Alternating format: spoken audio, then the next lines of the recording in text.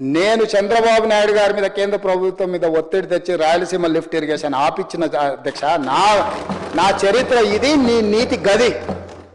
ఇవాళ నేను సూటిగా చెప్పదలుచుకునే వేదిక మీద నుంచి 2 రాష్ట్రాల మధ్యలో మంచి వాతావరణం ఉండాలని ఇప్పటి వరకు నేను సాధించిన విజయాన్ని కూడా నేను చెప్పుకోలేదు అధ్యక్ష. సూటిగా చంద్రబాబు నాయుడు గారికి విజ్ఞప్తి చేసిన నేను, రాయలసీమ లిఫ్ట్ ఇరిగేషన్ మీరు ఆపితే మేము ఏదైనా విషయాల మీద చర్చకు వస్తాము, లేకపోతే మీతో చర్చించడానికి అవకాశం లేదు. మొట్టమొదట 3 TMCలు పర్ డే అక్రమంగా నిర్మిస్తున్న రాయలసీమ లిఫ్ట్ ఇరిగేషన్ పనులను మీరు ఆపండి అని మేము వారిని క్లోజ్డ్ రూమ్ లో అడిగితే మా మీద గౌరవంతో రాయలసీమ లిఫ్ట్ ఇరిగేషన్ ఆపేసింది అధ్యక్ష.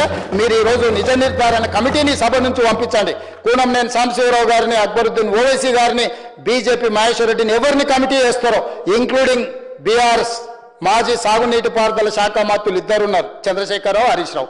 వాళ్ళిద్దరు నాయకత్వాన్ని ఎవరినో ఒకరిని పెట్టి రాయలసీమ లిఫ్ట్ ఇరిగేషన్ పనులు ఆగినాయా లేదా, ఉత్తమ్ కుమార్ రెడ్డి గారు మంత్రి అయిన తర్వాత కాంగ్రెస్ అధికారంలోకి వచ్చిన తర్వాత ఆగిన వాళ్ళ నిజ నిర్ధారణ కమిటీ పంపించండి అధ్యక్ష.